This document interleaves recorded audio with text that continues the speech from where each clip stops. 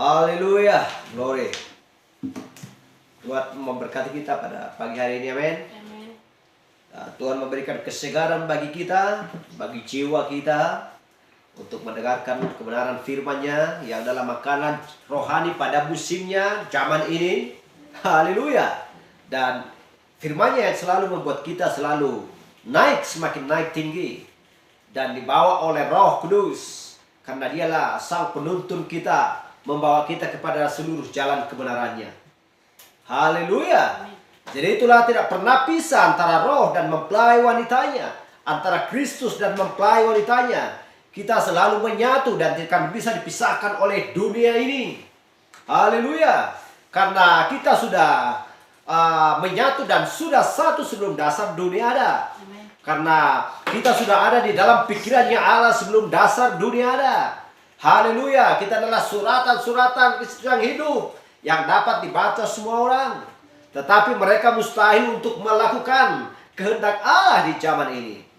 Kenapa? Karena kita sudah ditentukan untuk bekerja dan melakukan kehendaknya di zaman ini. Untuk menerima sebagai nabi, yaitu Wahyu 10 ayat 1. Wahyu 10 ayat 7, haleluya. Malaikat 4, 5 dan 6. Tuhan memperkenalkan, haleluya, utusannya kepada mempelai wanita. Eliezer telah datang kepada kita untuk membawa kita, haleluya, kepada Ishak. Dan kita adalah Rivka, perempuan yang sedang merdeka, haleluya. Dan kita naik ke unta, ada suatu alat, ada sesuatu alat yang diberikan Ishak, haleluya, bagi Eliezer untuk membawa mempelai wanita. Haleluya. Itulah sebabnya kita menjadi mempelai wanita, laki-laki dan perempuan yang merdeka di akhir zaman ini. Haleluya. Jadi kita tahu bahwa apa yang harus kita lakukan, apa yang harus kita laksanakan di zaman ini, yaitu melakukan kehendak Bapa di surga. Hanya itulah pekerjaan kita. Haleluya. Lain daripada itu, maka tidak seorang pun yang bisa sampai ke tahtanya Allah. Haleluya.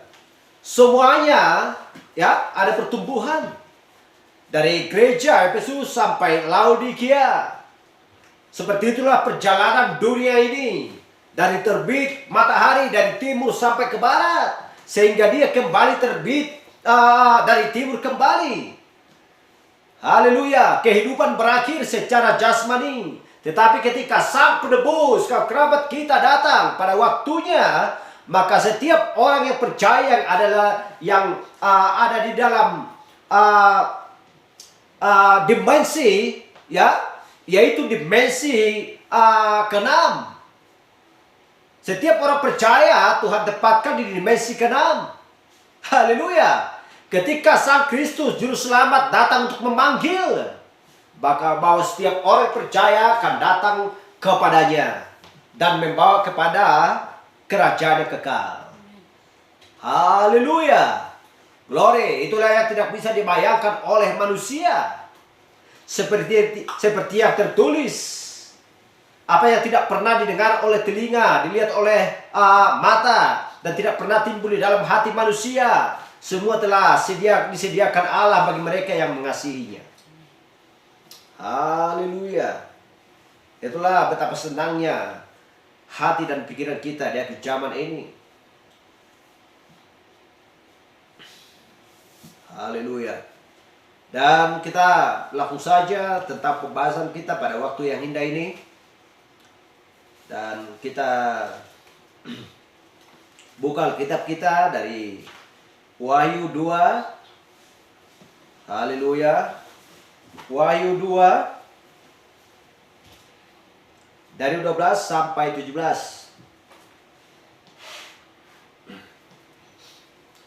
Wahyu 2, 12 sampai 17. Dan kita membahas tentang gereja Pergamus. Bagaimanakah kehidupan orang-orang waktu dulu di sana, dan apa yang mereka lakukan, dan siapakah utusan pada zaman tersebut. Demikian firman Tuhan. Dan tuliskanlah kepada malaikat jemaat di Pergamus. Inilah firman Dia yang memakai pedang yang tajam dan bermata dua. Aku tahu pekerjaanmu dan di mana engkau diam, yaitu di sana, di tempat takhta setan. Dan engkau berpegang pada namaku dan tidak menyangkali imanku. Juga tidak pada zaman Antipas, saksiku, yang setia kepadaku, yang dibunuh di hadapan kamu, di mana setan diam. Tetapi aku mempunyai beberapa keberatan terhadap engkau.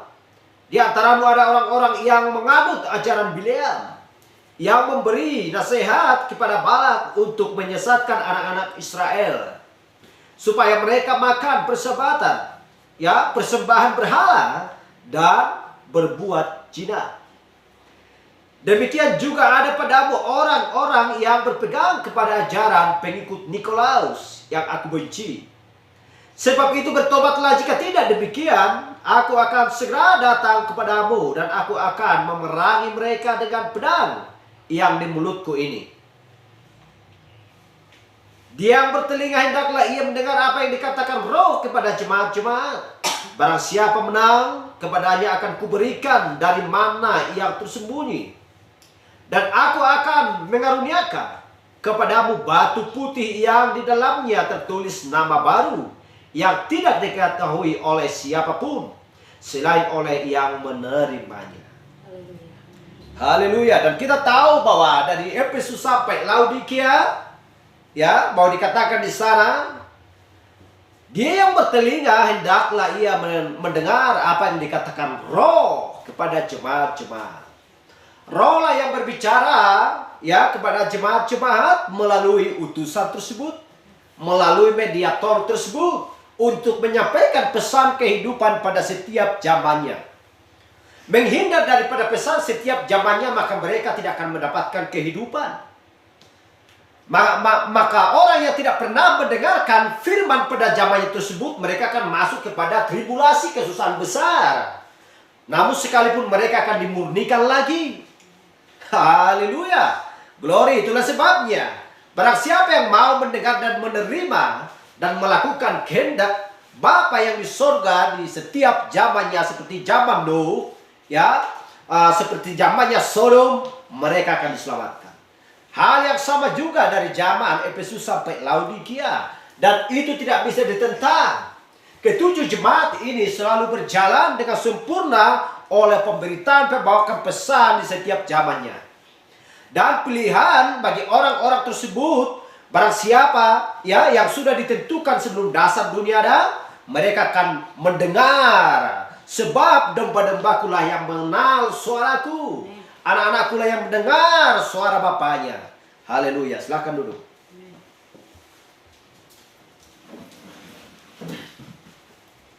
Haleluya.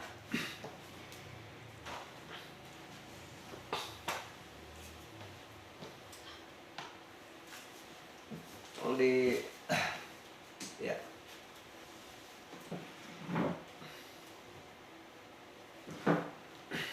Dan kita melihat bagaimana tentang Pergamus. Ya. Pergamus nama kunonya, dia terletak di daerah Misia. Dan sebuah daerah yang dilintasi oleh 3 sungai. Salah satunya terhubung ke laut. Jadi ia digambarkan sebagai kota yang paling termasyhur di Asia.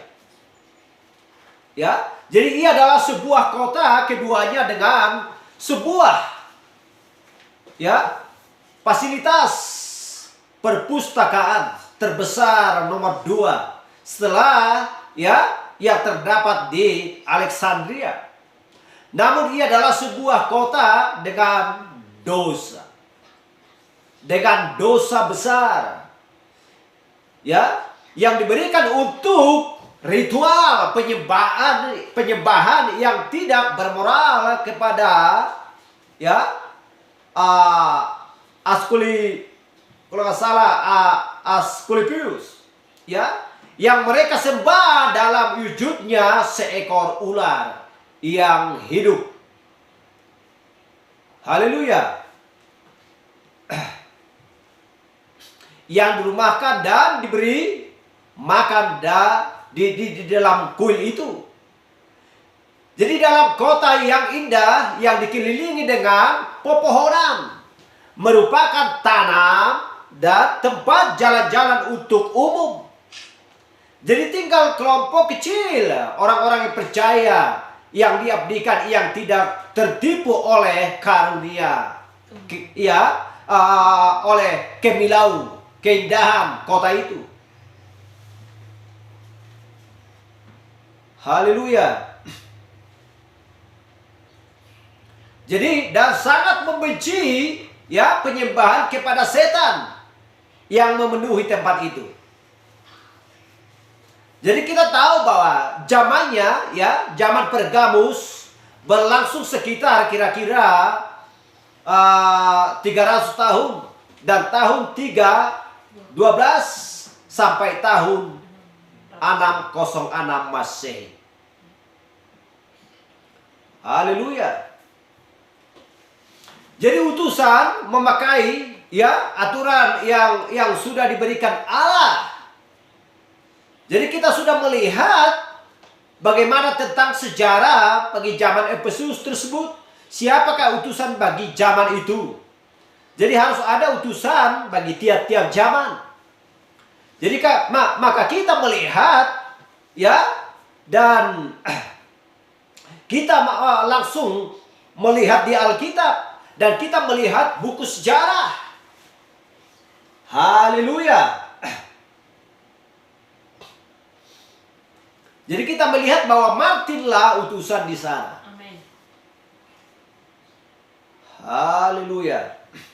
Jadi bagi zaman Pergamus ialah Martin. Jadi Martin dilahirkan pada tahun 315 di Hungaria. Akan tetapi kegiatan dan pekerjaan semasa hidupnya berada di Prancis, di mana dia bekerja keras dan melakukan tur keliling sebagai seorang bishop. Dia meninggal pada tahun 399. Jadi orang kudus ini adalah paman dari seorang Kristen yang mengagungkan yang lainnya, yaitu St. Patrick dari Irlandia. Haleluya. Jadi Martin ditobatkan kepada Kristus ketika ia sedang meniti karir sebagai seorang tentara profesional. Sementara dia masih diikutsertakan di dalam pekerjaan ini. Jadi ada sesuatu mujizat yang sangat hebat terjadi. Tercatat bahwa ada seorang pengemis yang tergerak, yang terletak karena sakit di jalan raya kota.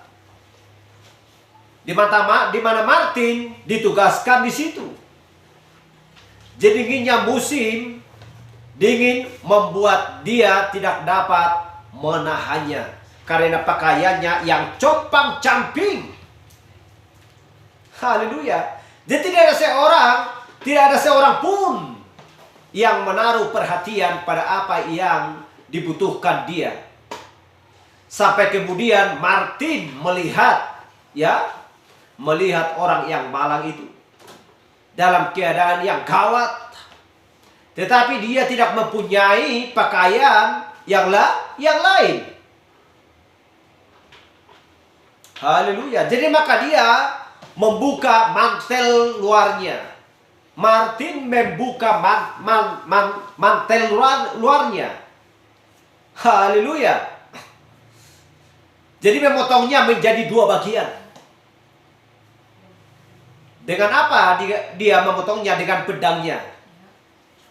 Dan menyelimutkan mantel itu ke orang yang kedinginan itu. Dia merawat orang itu dengan sebaik-baiknya. dan kemudian ya meneruskan perjalanannya. Malam itu Tuhan Yesus menampakkan diri kepadanya dalam suatu penglihatan di situ. Ya, dia sendiri seorang pengemis yang diselimuti dengan separuh mantel milik Martin tadi. Haleluya. Jadi dia berbicara kepadanya. Dan dia berkata, Martin, walaupun dia hanyalah seorang pengemis, namun engkau sudah menyelimuti aku, kata Yesus. Kata Roh, engkau sudah menyelimuti aku dengan pakaian itu. Dan sejak itu Martin mencari Tuhan untuk melayani dengan segenap hatinya. Hidupnya menjadi sebuah rangkaian mujizat yang memanifestasikan kuasa. Amin. Haleluya.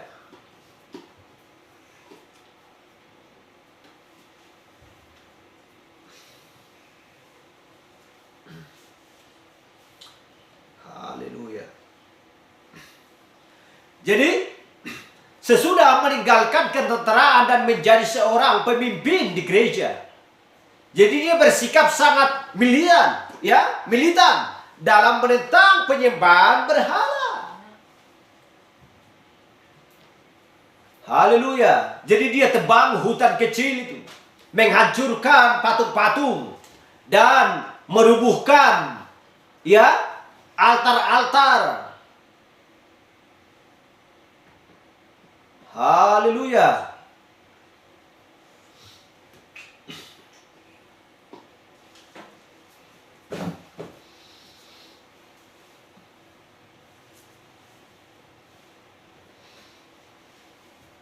Jadi ketika berkonfrontasi dengan para penyembah berhala,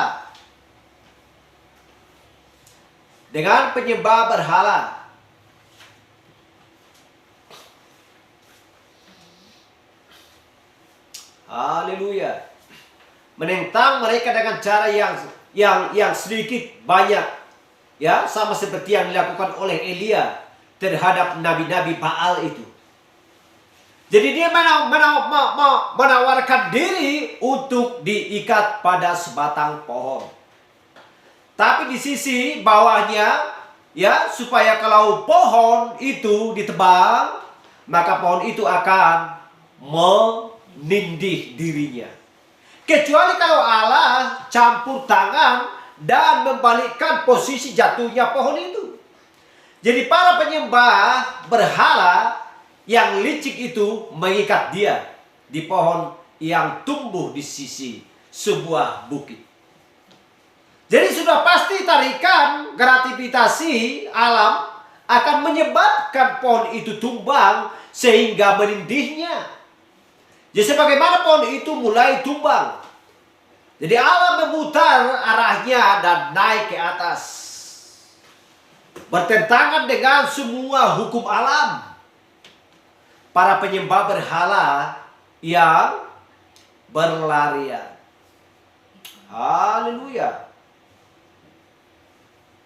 Jadi mereka berlarian itu menjadi remuk ketika pohon itu jatuh menindih beberapa orang dari mereka. Haleluya. Jadi para sejarawan mengakui bahwa sedikitnya dalam 3 kesempatan dia membangkitkan orang mati oleh iman di dalam nama Yesus.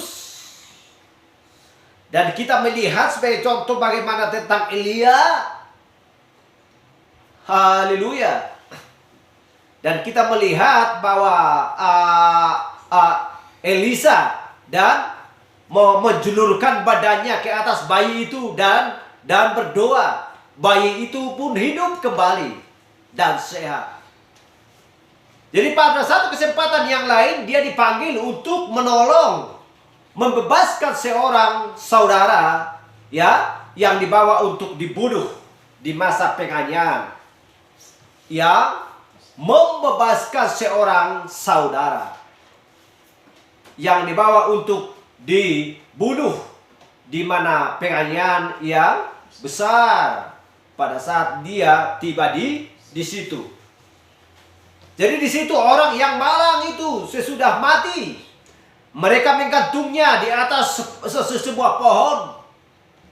Tubuhnya sudah tidak bernyawa dan biji matanya matanya keluar dari kelopak matanya. Tetapi Martin ya menundukkan dia, menurunkan dia dari pohon tersebut.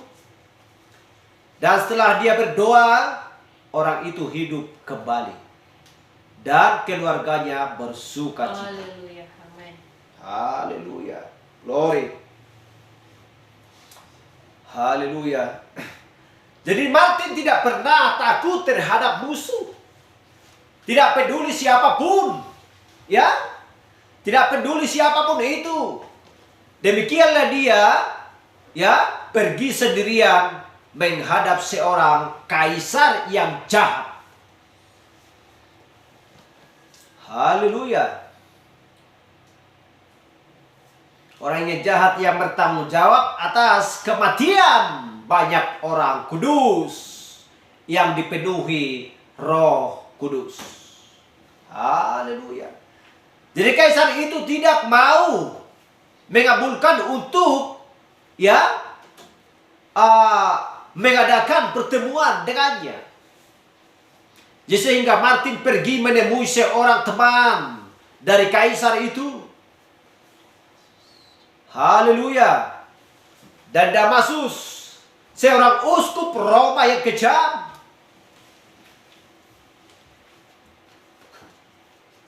Tetapi uskup itu adalah seorang Kristenan dari pokok yang palsu dan tidak mau ya dan tidak mau melegahi Martin. Jadi Martin kembali ke istana itu.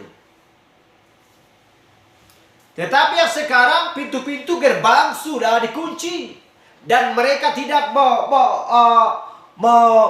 memberikannya masuk atau mengizinkannya masuk. Lalu dia menundukkan wajahnya terhadap Tuhan dan berdoa supaya dia dapat masuk ke istana itu. Jadi dia mendengar suatu suara yang menyuruhnya bangun. Ketika dia berdiri, dia melihat pintu-pintu gerbang itu terbuka dengan sendirinya. Jadi dia memasuki pelataran itu. Tetapi si penguasa yang sombong itu tidak mau memalingkan kepalanya dan berbicara kepada Martin. Sehingga Martin pun berdoa lagi. Jadi tiba-tiba ya seberkas api datang secara spontan dari kursi tahta itu. Haleluya. Dan kaisar yang sial itu dengan cepat meninggalkan kursinya. Jadi sungguh Tuhan ya merendahkan orang yang sombong dan meninggikan orang yang rendah hati. Haleluya.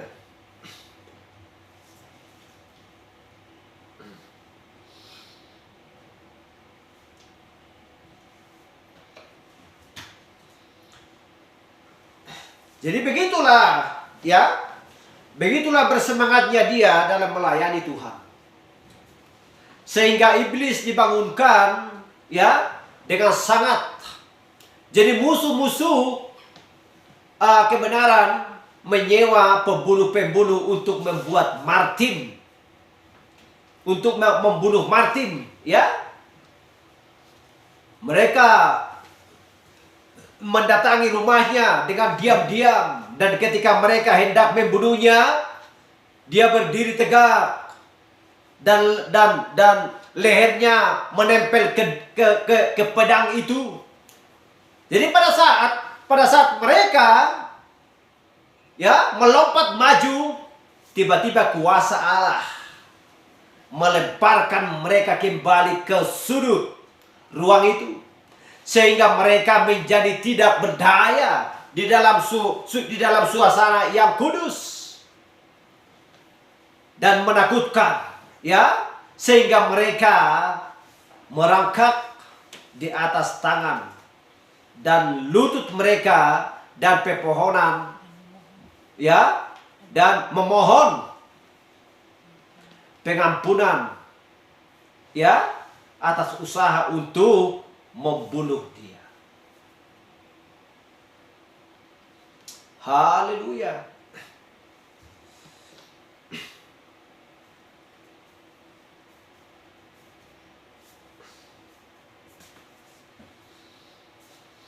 Jadi kita melihat bahwa terlalu sering ketika orang-orang dipakai secara istimewa oleh Tuhan, maka mereka menjadi tinggi hati.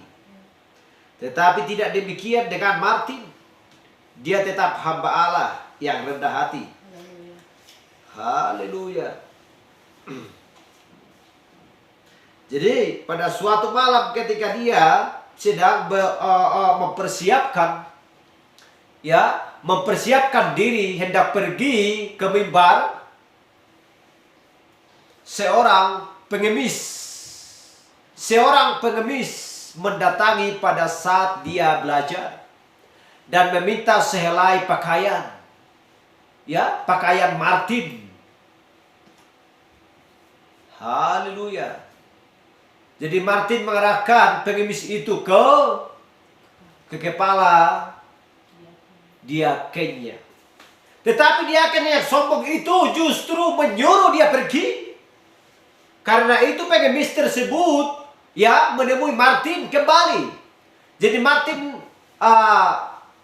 bangkit berdiri dan memberikan jubahnya yang bagus itu kepada pengemis itu, dan menyuruh diaken itu untuk mengambilkan sehelai jubah yang lain untuknya yang kualitasnya lebih rendah.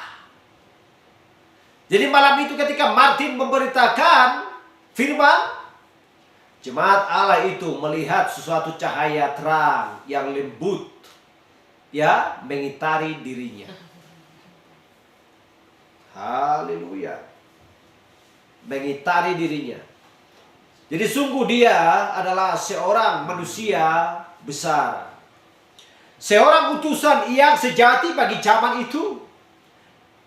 Jadi sama sekali tidak pernah ada keinginan yang lain selain ingin menyenangkan Allah dengan menghidupi sebuah kehidupan yang diabdikan. Dia tidak pernah bisa dipengaruhi, dia tidak mau dipengaruhi dalam berkhotbah sebelum dia sudah berdoa terlebih dahulu dan berada dalam sebuah suasana yang begitu rohani untuk mengetahui dan menyampaikan seluruh nasihat Allah oleh Roh Kudus yang dikirim dari surga. Jadi seringkali dia akan membuat jemaah menunggu sementara dia berdoa untuk memperoleh kepastian yang penuh. Jadi dia tidak mau bersandar kepada pengertian dirinya sendiri. Dia tidak mau belajar kepada orang-orang lain selain daripada Roh yang memberikan ajaran kepada dia untuk dia sampaikan. Haleluya. Jadi demi mengenal tentang Martin dan pelayanannya yang hebat, jadi mungkin membuat mungkin orang berpikir bahwa pelayanannya terhadap orang-orang kudus sudah mereda, padahal tidak. Mereka masih terus dibinasakan oleh iblis melalui perantaraan orang-orang jahat, Mereka dibakar di tiang kayu. Mereka dipaku pada batang kayu. Dengan muka ke bawah. Dan anjing-anjing. Ya, anjing-anjing liar. Dilepaskan ke arah mereka. Supaya anjing-anjing itu mencabik-cabik daging dan isi perut mereka. Dan meninggalkan korban-korban itu di dalam kematian akibat penyiksaan yang mengerikan. Bayi-bayi dikoyakkan dan diambil dari perut ibu-ibu yang sedang hamil dan dilemparkan ke babi-babi. Para wanita dibunuh. Ya. Dan mereka dipakai untuk berdiri tegak. Sementara setiap denyut jantungnya mengeluarkan darah. Sampai akhirnya mereka rebuh. Ya, atau rabah. Atau rubuh dan tewas. Haleluya. Itulah yang terjadi pada zaman tersebut. Dan ya, tragedi itu menjadi lebih menyedihkan lagi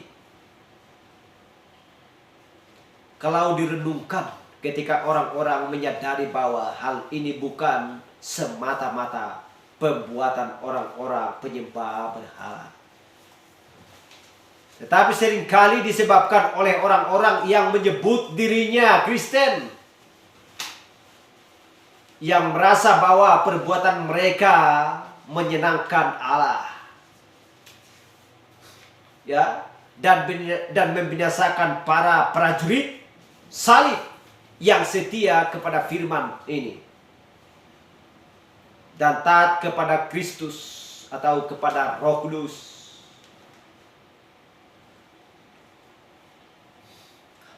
Jadi seolah-olah mereka, ya, orang-orang benar, orang-orang Kristen yang sejati, orang-orang prajurit yang setia kepada Yesus.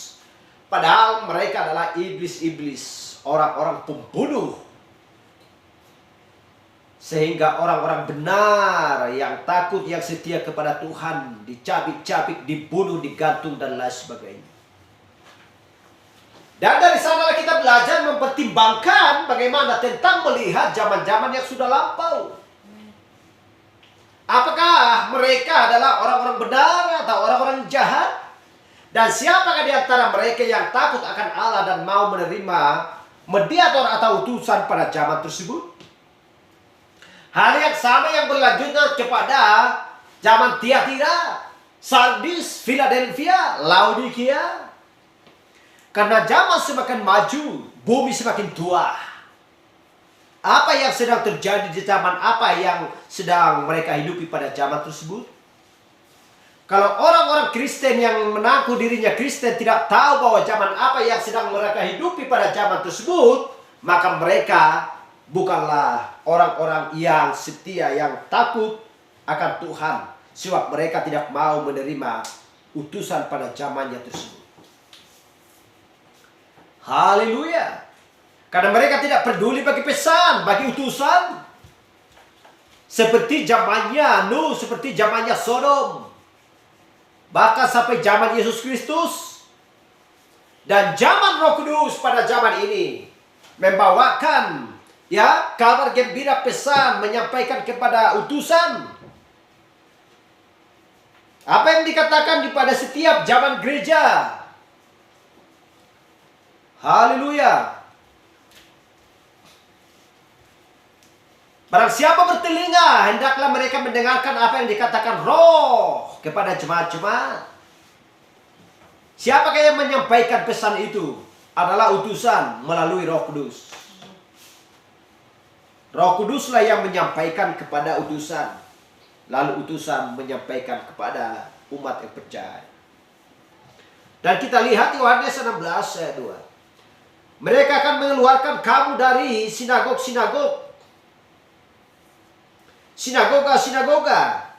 Ya, akan datang saatnya bahwa setiap orang yang membunuh kamu akan menyangka bahwa ia melayani Allah. Dan kita lihat di Matius 24 ayat 9. Pada waktu itu kamu akan diserahkan supaya disiksa. Dan kamu akan dibunuh dan akan dibenci semua bangsa oleh karena nama Yesus Kristus. Namaku. Haleluya. Glory. Akan diserahkan, akan disiksa. Hal yang sama di zaman yang dulu mereka sudah mengalami terlebih dahulu akan penyiksaan tersebut. Haleluya.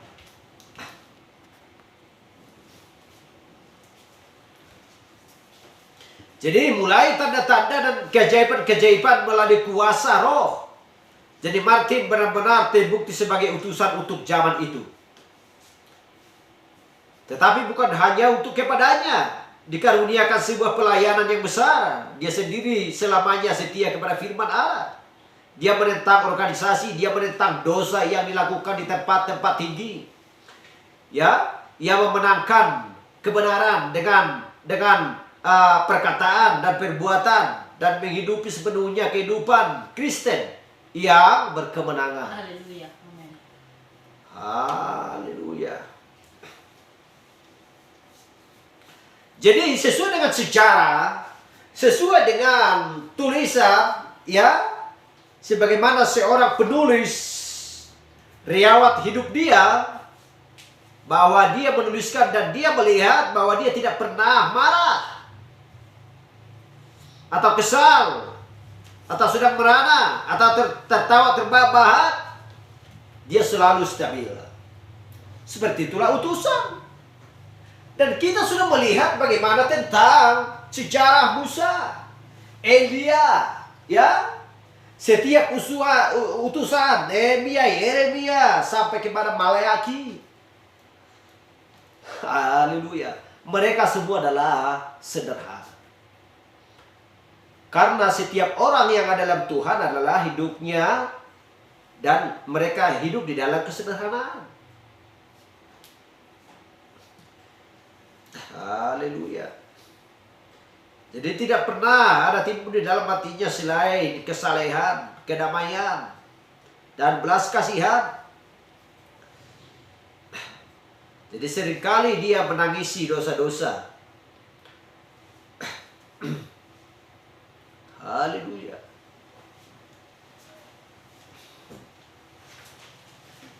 Jadi ketika dia menangisi orang-orang berdosa yang sedang memfitnah dia, dan dia tidak pernah menangisi saudara-saudaranya yang seiman dengan dia, untuk apa dia tangisi? Haleluya. Tetapi dia menangisi orang-orang yang sedang berdosa dan orang-orang yang memfitnah dia.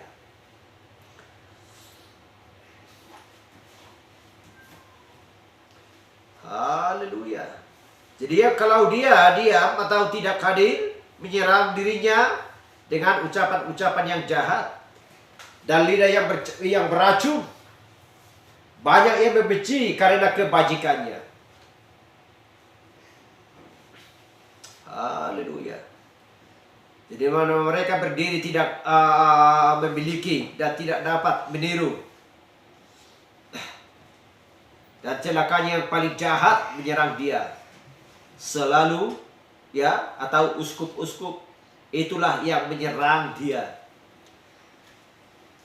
Itulah yang mencelakai dia. Dan kita lihat Wahyu 2 ayat 12. Inilah firman dia yang memakai pedang yang tajam dan bermata dua. Haleluya. Jadi pesan kepada zaman gereja yang ketiga ini sudah hendak muncul. Adegan ketiga dari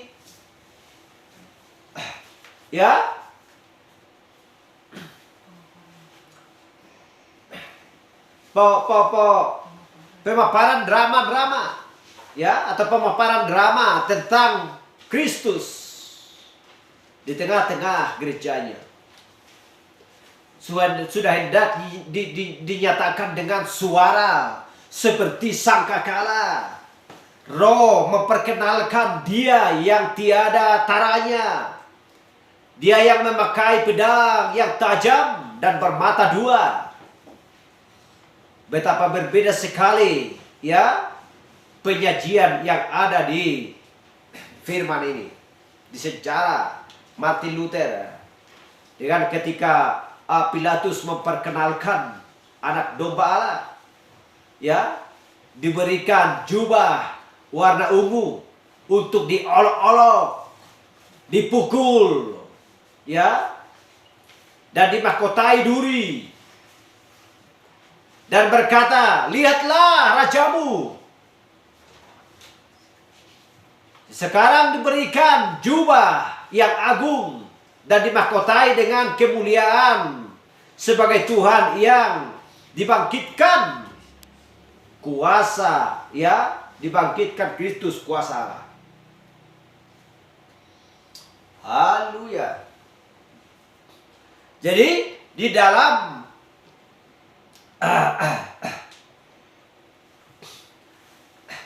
jadi kita melihat dia memakai pedang yang tajam dan bermata dua. Kita sudah tahu bahwa dia memakai pedang yang tajam yang bermata dua.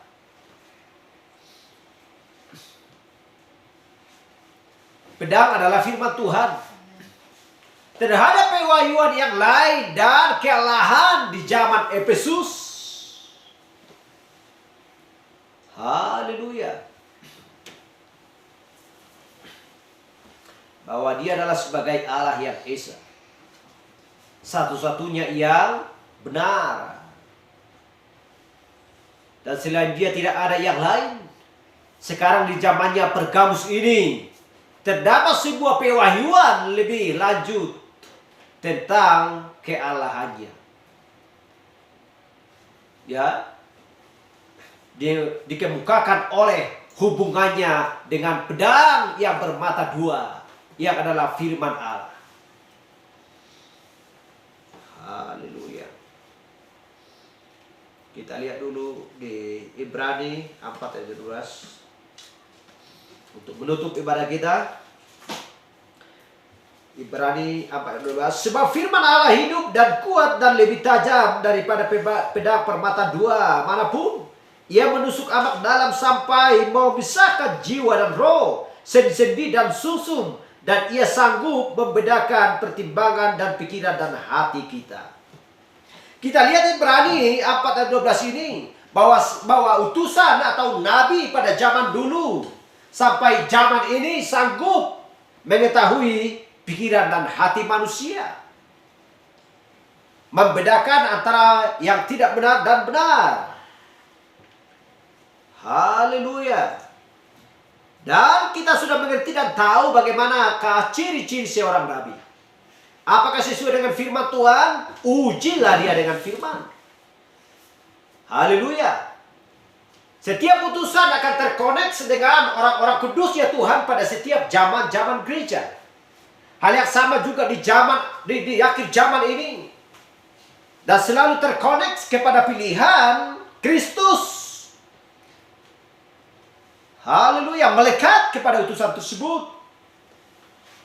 Karena kita sesuaikan dan kita melihat dengan firman bahwa dia ada di dalam firman. Dan tidak mau menambah dan mengurang. Haleluya. Kita baca satu lagi. Efesus 6 ayat 17. Dan terimalah ketopong keselamatan dan pedang roh, yaitu firman Allah. Pedang, ya. Pedang Allah, pedang firman. Itulah yang sanggup memisahkan adalah tulang dan sendi-sendi. Haleluya. Jadi tidak ada yang dapat melarikan diri dari firman. Tidak ada seorang pun yang bisa menghindar dari pedang. Haleluya, glory. Sampai di sini pembahasan kita, biar kita lanjutkan ke depan. Tuhan memberkati kita. Dan Tuhan menambahkan akan berkat-berkatnya kepada kita. Dan anak saya yang sedang berada di Tarutung, haleluya, glory, puji Tuhan. Tuhan akan selalu menunjukkan ya jalan yang pas. Amin. Ya, pikiran yang cerdas. Kekuatan untuk melakukan kehendak Bapa di surga. Haleluya. Dan selalu akan membuat ekonomi kita tidak lemah dan cukup. Karena firman Tuhan, Dia tidak akan pernah membiarkan kita sebagai anak yatim piatu. Haleluya. Amin. Haleluya. Glory. Sedangkan burung di udara Dia berikan makanan. Haleluya. Apalagi orang-orang percaya pada di setiap zaman. Haleluya. Sampai di sini pembahasan kita. Terpuji nama Tuhan. Mari kita ke pujian.